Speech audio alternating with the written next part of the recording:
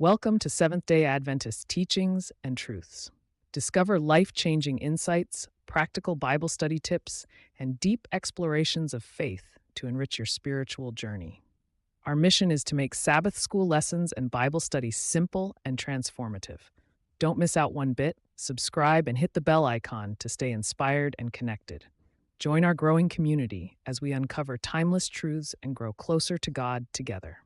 Click subscribe now. Let's start this journey together. Welcome to the deep dive. Yeah. Today, we're going to be exploring something kind of tough, the wrath of a loving God. Yeah. We're looking at this week's Sabbath school lesson. Okay. It really gets into all that. Yeah, it's one of those like classic theological things, right? Can God be loving and also wrathful? Right. And the lesson doesn't shy away from it at all.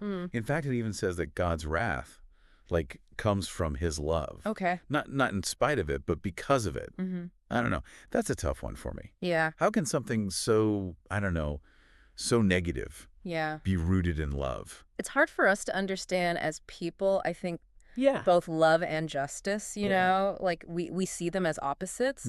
But this lesson, it really says that for God, they're tied together. Okay, so how does that work? Wow. The lesson talks about how both the Old and New Testaments, God's passionate about justice. Right. And if you really think about it, if Yeah. you love something, Uh-huh. you don't want it to get hurt. And evil is harmful by its very nature. Like it messes up the good things that God made, things that he loves. Yeah, So when God gets angry at that evil, right. that wrath, it's just love coming out. So it's not like he's just, being vengeful. No, not at all. It's because he sees something. He loves being hurt. Exactly. It's Ah. like when a parent gets protective over their child. Yeah. If their kid is threatened, that parent's love, it can turn into anger, Okay, this fierce need to protect. I can see that. Yeah. But how does that explain all the Old Testament stories then? Oh, yeah. Where God seems, I don't know. Well, he does seem vengeful. Yeah, there's some pretty intense punishments. Yeah, no, and that's a question that's been around for a long time. Yeah. But here's the thing. Yeah. Even in those Old Testament stories, Okay, God is always patient and merciful. like with Jonah. Exactly. Mhm. He's the perfect example of how we don't get God's justice. Right. Remember Jonah? He's sent to the Ninevites. Who are really bad people. Right. Awful. And Jonah's not into showing them any mercy. No, he pretty much throws a fit. Oh, yeah, tries to run away from God. Tries to run away from God. Wants them to burn. Right. It's kind of funny. Yeah. But then you realize we all do that sometimes. We do. We really do. Think about it. Haven't you ever wanted someone to get what they deserve? Oh, yeah. More than wanting them to be shown mercy? More than mercy. Jonah's like that. He doesn't want God to forgive the Ninevites. Right. And it makes us look at our own hearts, those parts we don't like to admit to. Right. Yeah. So Jonah finally preaches. They repent. God forgives them. Yeah. Jonah freaks out. Again. Yeah. He's so indignant. But it's because he doesn't really understand God. Mm-hmm. Jonah wants instant justice, an eye for an eye. Yeah. But God, the lesson says, he's slow to anger.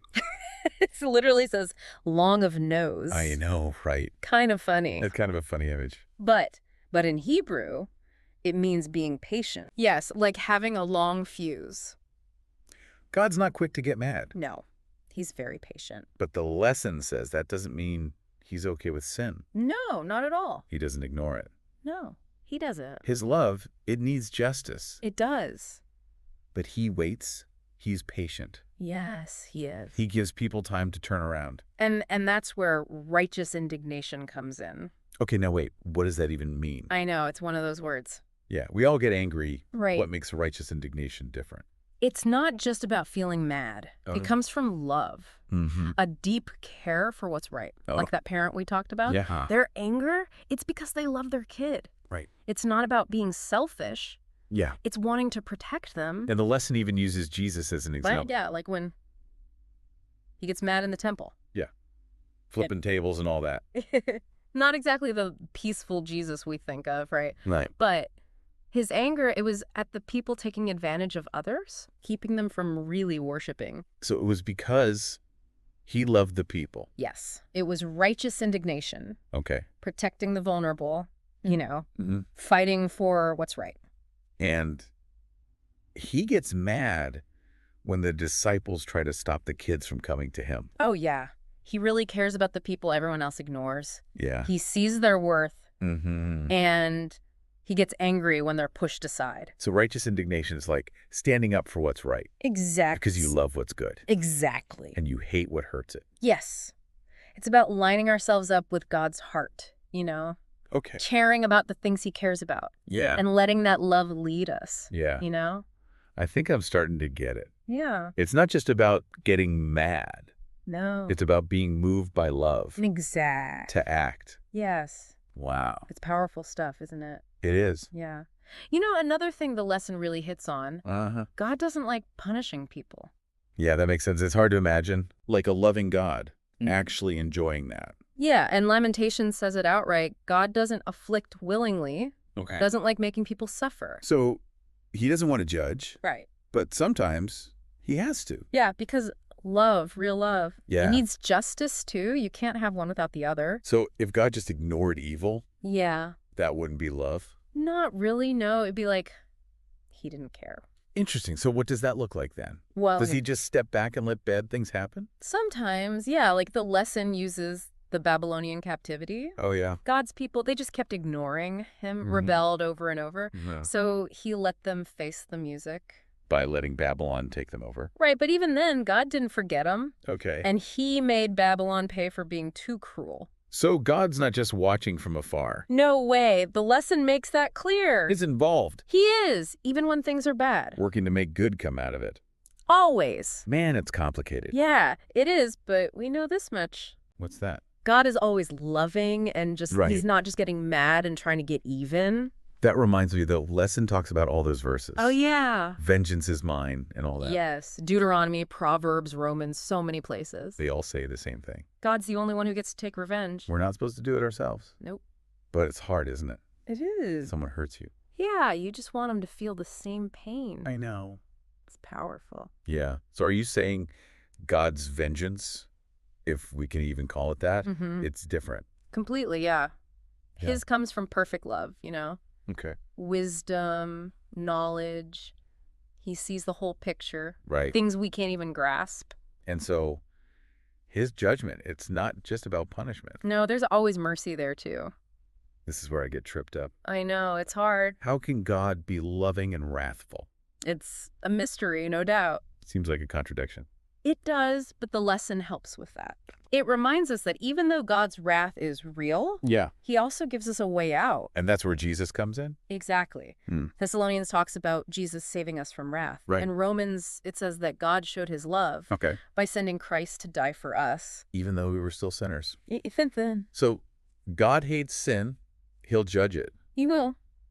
But he offers forgiveness through Jesus. Yes. We don't have to face that wrath. Nope. That's the whole point of the gospel. Hope and redemption. Yes. Okay, so let me try and sum this up. Okay. God's wrath, it's a real thing, Mm-hmm. but it's not because he's mean or vengeful. No. It's because he loves his creation Yeah. and wants justice for it. Exactly. And because of Jesus, we can escape that wrath. That's it. You got it. For you. Okay. And, the lesson brings in Ellen White's perspective, too. Oh, right. What did she say? Well, she talks about the golden calf incident. Oh, yeah. In the desert. Right after God freed them from Egypt. Moses is up on the mountain He's getting the 10 Commandments. and the people just make an idol. I know, right? Not a great thank you. Not at all. Total rebellion. So God's angry, Of course. wants to punish them. Yeah, but Ellen White, she points out, even in that judgment, God's showing mercy. How so? By punishing some, he saved the whole group. What do you mean? She's saying if God let that idolatry slide, it would corrupted everyone, Okay. led to even worse stuff. By acting, he saved them from themselves. Yeah, in a way. Wow. So even in his wrath, Even then. he's looking out for their good. Exactly. She says God's love and justice, they always go together, even when he's judging. That connects to something else the lesson talks about. What's that? Sometimes God lets consequences happen. Yeah. Not as punishment, but to teach. Like a parent letting their kid learn the hard way. Yeah. Not to be mean, but to help them grow. And the lesson says God's always there to pick us up. Yes. Always. When we fall, offers forgiveness, Yeah. a fresh start. Always. Man, this is giving me a lot to think about. Me too. It's changing how I see God's wrath. Yeah. I'm seeing how complex he is. It's amazing, isn't it? It is. God is both loving and just, merciful and righteous, Right. And he wants what's best for us, even when it's tough. Even when it hurts. That comfort, you know. It is. Yeah, it really is. Makes you think about how we react to injustice. Yeah. You know, Yeah. if God, with all his love, can get angry at evil, Right. what does that mean for us? That's a really good question. It'd be easy to just say, well, that's God's job. Right. But the lesson, it pushes us a bit further. It's like how we understand God's wrath, it should change how we act. Okay, so we're not supposed to be like taking revenge ourselves. Oh, no. No, definitely not. We already talked about that. Vengeance belongs to God, Right. but we are supposed to like fight for what's right. Yes. Speak up for those who can't. Be God's love and justice in the world. But there's so much bad stuff out there. It's easy to feel overwhelmed. Like, what can I even do? Yeah, it can be paralyzing, all that injustice. Right.